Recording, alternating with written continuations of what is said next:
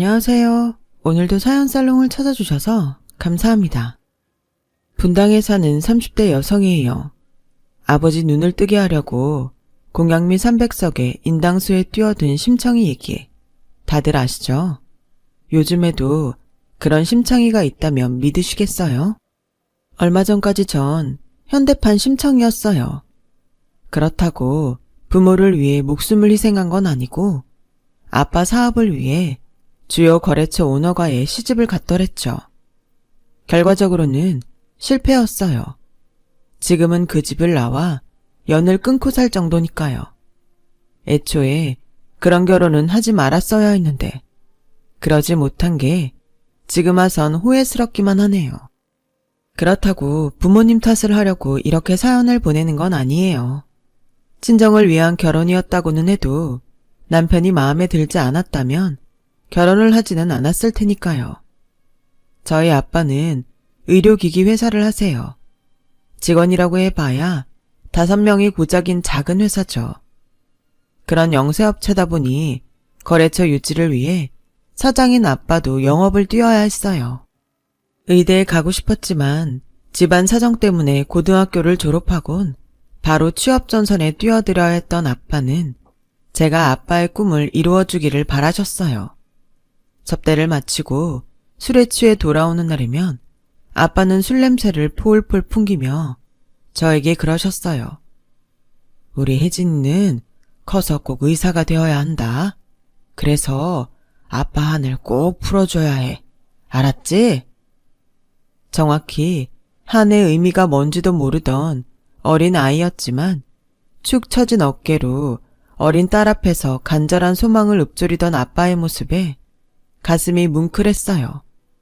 그래서 어린 시절부터 제 꿈은 자의 반 타의 반 의사가 되는 거였죠. 그런데 의사가 그리 쉽게 될 수 있는 직업은 아니잖아요. 일단은 성적이 좋아야 의대에 갈 수 있고 의대에 가서도 살인적인 학습량과 실습을 버텨내야 하고 의사 국가시험에 합격한 뒤에도 마치 인간의 한계를 시험하는 듯한 정신적, 육체적 고통을 수반한 인턴 레지던트 과정을 온전히 거쳐야 하니까요. 그래서 저 역시 꿈을 이루기 위해 죽을 힘을 다해 덤볐어요. 남들보다 일찍 일어나 단어 하나라도 더 외우려고 노력했고 힘들게 의대에 들어가서도 소개팅이며 연애도 포기한 채 공부에 매진했어요. 정말 피똥까지 싸면서 말이죠. 드라마나 영화 속에선 하얀 가운을 입고 꽤 멋진 전문직처럼 소개되는 의사는 실상 고학력 3D 노동자나 다를 게 하나 없어요. 그뿐인가요? 의사가 되는 과정도 힘들지만 되고 난 후에는 매일 매 순간이 살얼음판을 걷는 생활이에요. 내 판단 하나에 환자의 생명과 인생이 달려있으니 왜 안 그렇겠어요.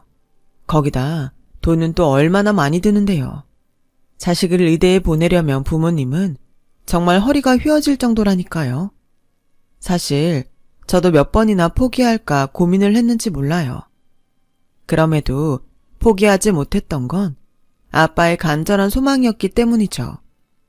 그러니 저를 의사로 만든 팔알은 아빠였다고 해도 무방해요. 아빠의 헌신적인 후원 덕에 의사가 된 저는 모교 대학병원에서 레지던트로 있었어요. 중고등학교 동창들은 이미 결혼을 해서 아이를 키우고 있었지만 당시 저는 그 흔한 연애도 제대로 할 수 없을 정도로 바쁜 나날을 보내고 있었죠. 연애를 할 시간이 있으면 푹신한 침대에서 다리 쭉 뻗고 자겠다고 할 정도로요. 그러던 어느 날이었어요. 아빠가 병원으로 찾아오셨더라고요. 서울에 일이 있어 잠깐 올라오신 김에 얼굴 좀 보러 왔다고 하시더군요. 오랜만에 본 아빠는 전보다 많이 마르고 안색이 안 좋아 보였어요. 아빠, 이참에 건강검진 좀 받아봐. 아빠 안색이 너무 안 좋아. 의사가족은 할인도 되니까 내가 우리 병원에 예약해 놓을게. 아니야, 아빠 건강해.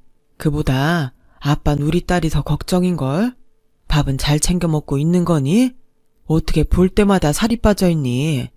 오랜만에 아빠가 맛있는 거 좀 사줄까? 뭐 먹고 싶은 거 있어?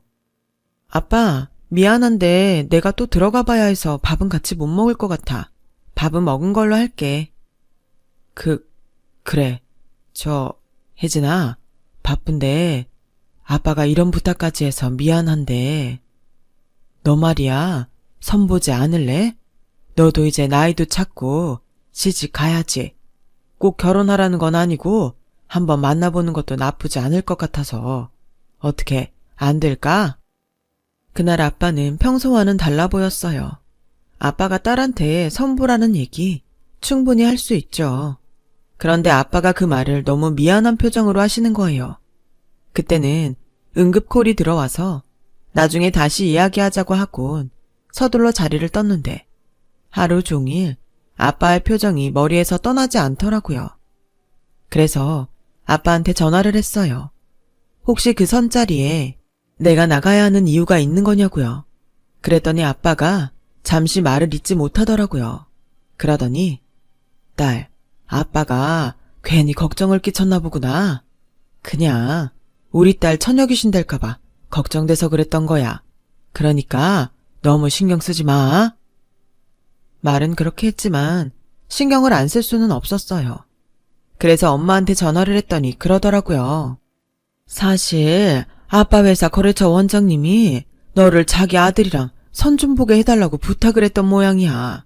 큰 거래처라 거절도 못하고 네 아빠 며칠을 뜬 눈으로 보냈다. 혜진아, 그래서 말인데 그 선짜리 나가면 안 되겠니? 가서 차 한잔 마시고 오는 건데 뭐가 어려워. 네 아빠 생각해서라도 네가 하루만 시간 좀 내라. 응? 생각해보면 별일도 아닌데 아빠 입장에서 딸을 사업도구로 이용하는 게 마음에 걸렸던 모양이에요. 그래서 선자리에 나가겠다고 했어요. 그깟 선 한 번 본다고 얼굴 닳는 것도 아니고 무엇보다 제가 그 자리에 나가서 아빠 일에 도움이 된다면 그깟 선 왜 못 보겠어요. 그러면서 한편으론 그런 생각도 들더라고요. 아들이 오죽 못났으면 병원장 아빠가 자기 권위를 내세워서 거래처에 선자리 부탁을 다 했을까 하고 말이죠. 그래서 별 기대 없이 선자리에 나갔죠. 그런데 제 예상과는 전혀 다른 상황이 펼쳐졌지 뭐예요. 맞선 남이 괜찮아도 너무 괜찮은 남자지 뭐예요. 인물도 좋고 위트도 있는 게 사람을 즐겁게 하는 재주가 있는 사람이더라고요. 같이 차를 마시는 2시간 동안 정말 시간 가는 줄 모르고 있었어요. 그날은 다시 병원에 들어가 봐야 해서 다음을 기약하고 헤어졌죠.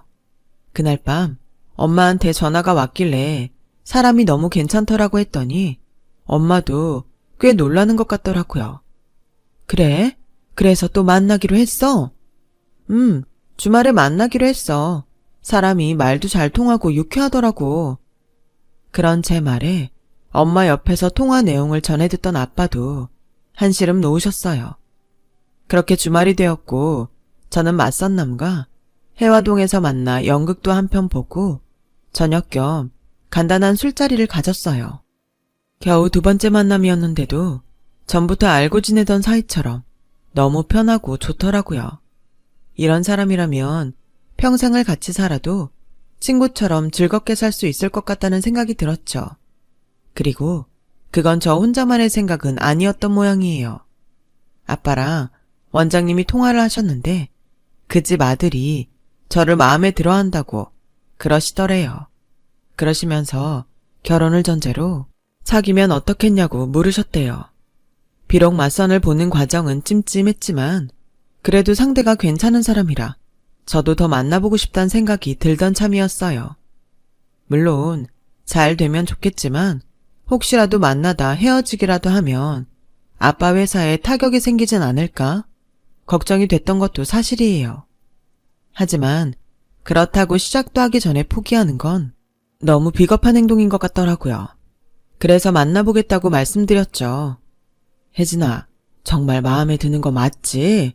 괜히 아빠 때문에 그러는 거라면 안 그래도 돼. 아빠는 몇 번이나 제게 이런 말을 하셨어요. 아무래도 딸의 미래를 저당 잡히는 것 같아 그러셨을 거예요. 아빠, 나 어린애 아니야. 아빠 때문에 만나겠다고 하는 거 아니니까 너무 걱정하지 마. 정말 그 사람이 마음에 들어서 그러는 거니까 미안해하지 말라고요. 그렇게 저는 아빠 거래처 원장님 아들과 결혼을 전제로 사귀게 됐어요. 병원 일 때문에 자리를 비우기 힘든 저를 위해서 만나는 내내 맞선남은 5분 대기조처럼 저희 병원 주변에 대기하면서 저와 데이트를 했어요. 그렇게 2년 가까이 연애를 하던 우리는 드디어 결혼을 하게 되었죠. 그동안 조마조마하는 마음으로 저의 연애 생활을 지켜보던 부모님은 결혼 이야기에 누구보다 기뻐하셨어요. 그건 아빠 회사 직원들도 마찬가지였죠. 대형병원 원장님과 사돈을 맺었으니 앞으로 거래처 때문에 마음 졸이는 일은 없겠다 생각한 거였죠. 어떻게 보면 병원 측이나 아빠 회사 측이나 서로 윈윈하는 관계가 된 거죠. 그런데 결혼 약속을 하고 처음 시댁을 찾던 날 아버님이 그러시지 뭐예요. 이제 곧 우리 집 사람이 될 테니 내가 뭘 숨기겠니? 내가 널 며느리감으로 일찌감치 점 찍은 이유는 하나다. 네가 의사기 때문이야. 사실 난 아들 녀석한테 내 병원을 물려주고 싶었는데 이놈 성적이 안 돼서 의대를 못 들어갔지 뭐니. 아들이라고 하나 있는 게 이 모양이니 어쩌겠니? 의사 며느리라도 들여서 병원을 이어가는 수밖에. 그래서 말인데 너 지금 다니는 병원 언제까지 다닐 생각이냐? 이참에 그만두고 내 병원으로 와라. 어차피 너한테 물려줄 병원인데 미리 와서 분위기도 살피고 정들여 놓으면 좋지 않겠니? 제게 병원을 물려주시겠다는 말은 감사했지만 그렇다고 당장 그만두고 아버님 병원으로 들어가고 싶지는 않았어요. 그래서 솔직히 말씀드렸죠. 아직은 대학병원에 남고 싶어요. 여기선 더 많은 경험도 할 수 있고 수술도 더 많아서 능력을 키우는 데도 도움이 될 것 같거든요. 말씀은 감사드리지만 아직은 그러고 싶지 않습니다. 죄송합니다. 그랬더니 어머님이 버럭 소리치셨어요. 너 아주 당돌한 애구나. 다른 것도 아니고 병원을 준다는데도 그깟 거 하나 못 들어주니? 솔직히 우리가 아들이 둘만 됐어도 너 며느리로 안 들였다. 어디 고마운 줄도 모르고 건방지게 아직은 그러고 싶지 않아요 오라니. 기가 막혀서 정말. 어허, 어디서 여자가 큰 소리야. 나 아직 며느리랑 얘기 안 끝났으니까 당신은 좀 빠져요. 아가, 내 뜻이 정 그렇다면 더는 강요 않겠다. 하지만 너무 오래 기다리게 하지는 말아라. 알았지? 네, 아버님. 중간에 어머님이 큰 소리를 내시기는 했지만 그걸 빼고는 별 문제 없이 인사를 드리고 올 수 있었어요. 한편 우리 집에선 사위의 방문에 부모님 모두 쌍수를 들고 환영이셨죠. 그동안 저 없는 동안에도 저희 집에 자주 드나들던 터라 더 그랬죠. 엄마가 그러는데 주말에 종종 들러서 아빠랑 등산도 가고 대중 목욕탕도 다니곤 했었다나 봐요. 아들이 없어서 목욕탕에 혼자 다니던 아빠는 사위가 등도 밀어드리고 말벗도 해드리니까 그렇게 좋을 수가 없다고 하더군요. 엄마는 엄마대로 서글서글하고 부침성 있는 사위한테 흠뻑 빠져 계셨어요. 말끝마다 우리 사위 하시면서 말이죠. 우리 사위는 어쩜 그렇게 말도 예쁘게 하는지 엄마 마음에 꼭 든다니까. 딴 건 몰라도 너 결혼은 정말 잘하는 거야. 이런 남자 또 없다. 그렇게 좋으면 이참에 아빠 버리고 엄마가 데리고 살지 그래? 그럴 수만 있다면 당장 그러고 싶다. 처음엔 땡땡병원 원장 아들이라서 좀 껄끄러웠던 것도 사실인데 만나보니 사람이 진국이더라. 여자가 남편 하나 보고 시집가는 건데 이 정도 남자면 내 딸 걱정 안 해도 되겠다 싶더라고. 그러니 잘 살아.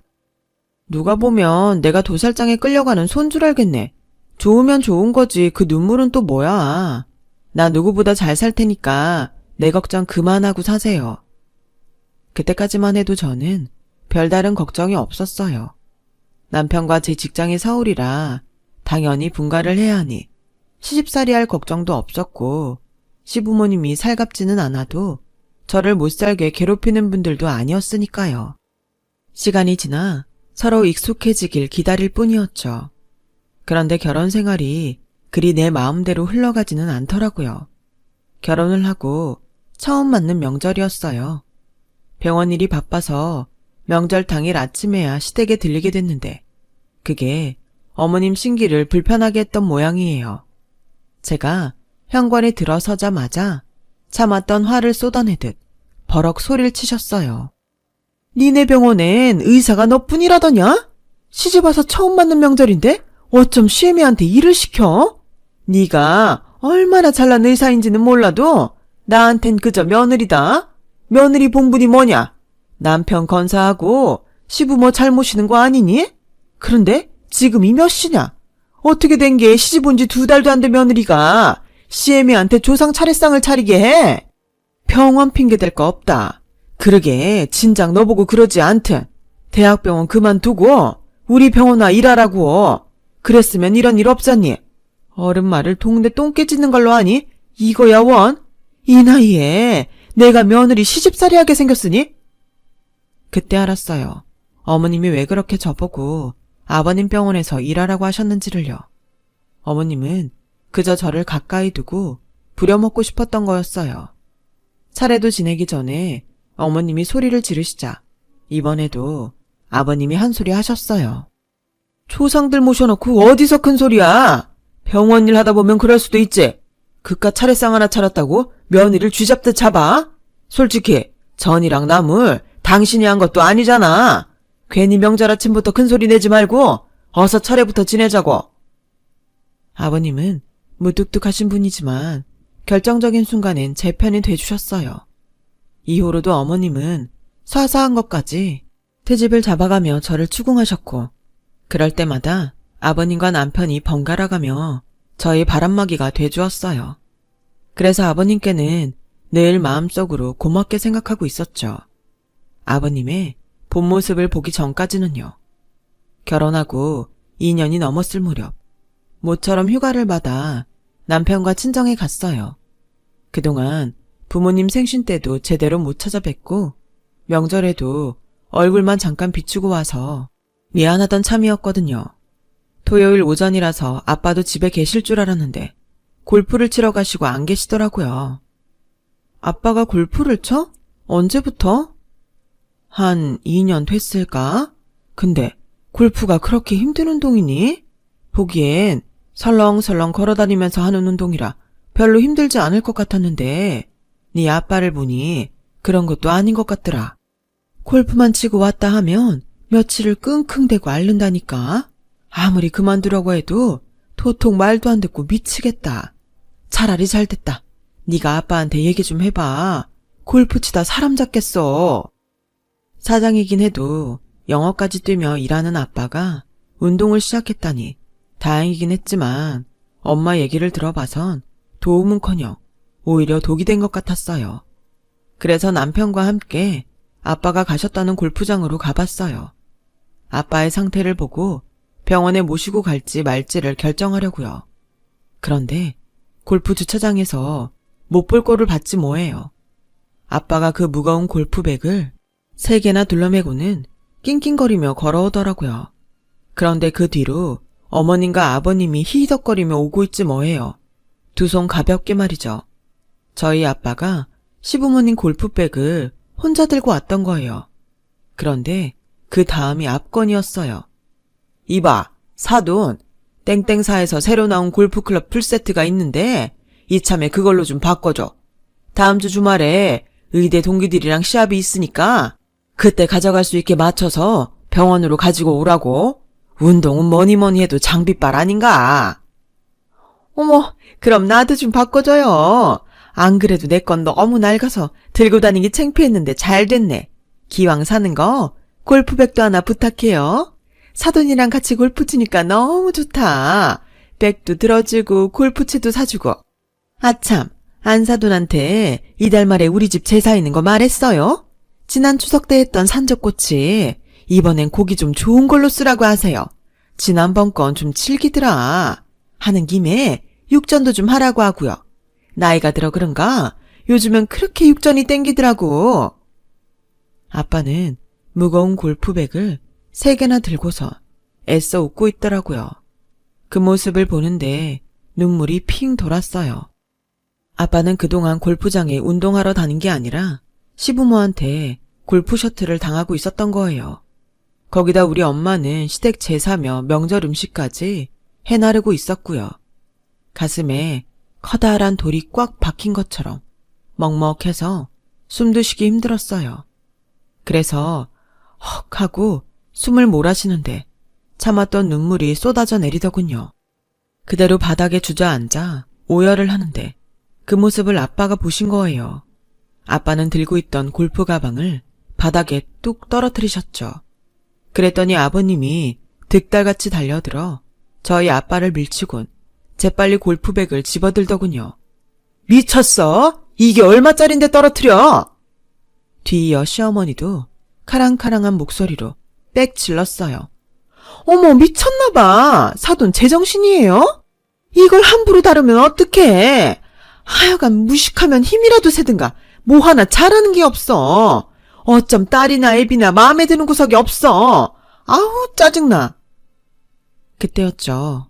저와 함께 상황을 지켜본 남편이 소리쳤어요. 지금 뭐들 하시는 겁니까? 지금껏 장인어른한테 이런 식으로 행동해 오셨어요? 말씀해 보세요. 어떻게 사돈끼리 이럴 수가 있어요? 어떻게 사람을 이렇게 부릴 수가 있냐고요? 창피하지도 않으세요? 어머머, 얘 지금 누구 편을 들어? 정신 차려. 장인이니 부모니?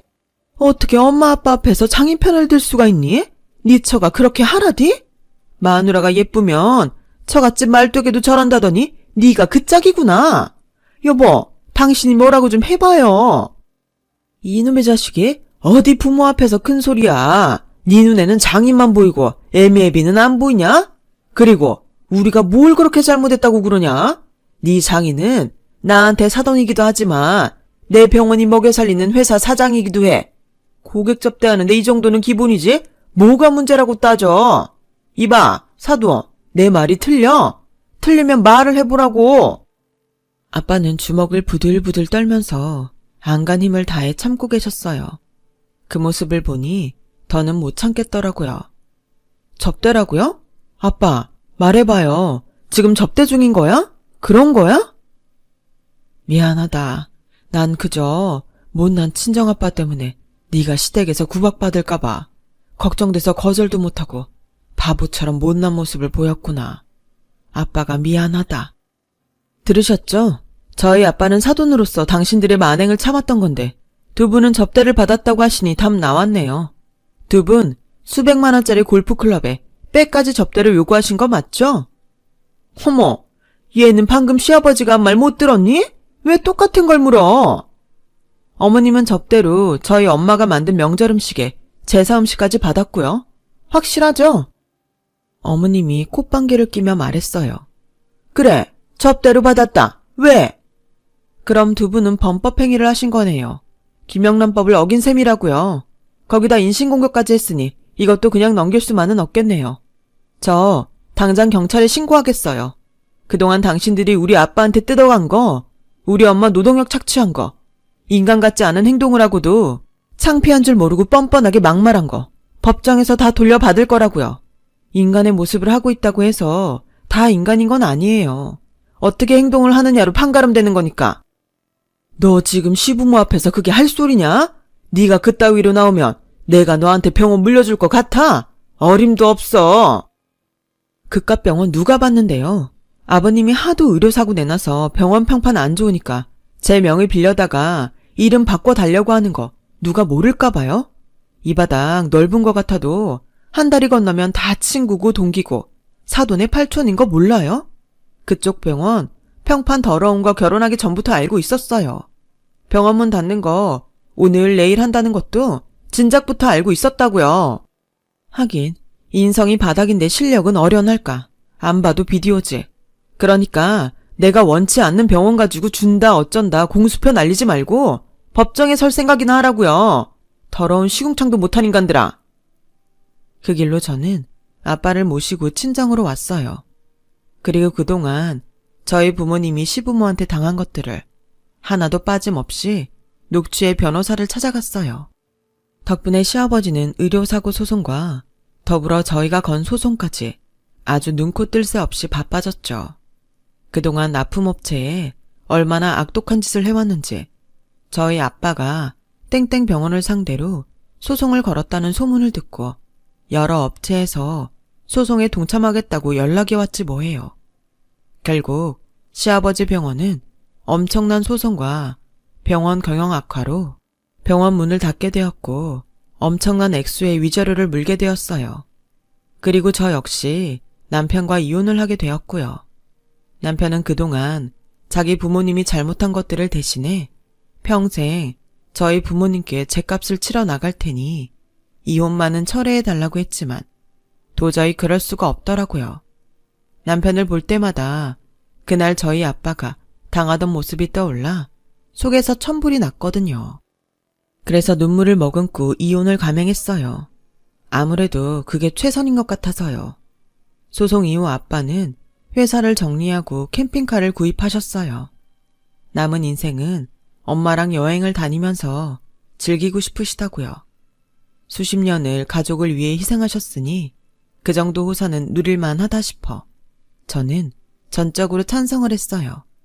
그리고 그동안 공들여 키워주셨으니 앞으론 제가 두 분을 모실 테니까 돈 걱정하지 마시고 한 번뿐인 인생 후회 없이 보내시라고요. 오래전 심청이는 부모를 위해 목숨을 바쳤지만 저는 월급을 바치려고요. 그래 봐야 제가 부모님께 받은 것에 비하면 세 발의 피일 테지만요. 제 긴 사연을 들어주셔서 감사합니다. 모두 건강하세요. 여러분, 사연 댓글에 응원과 현명한 조언 부탁드려요. 좋아요와 구독은 저에게 큰 힘이 됩니다.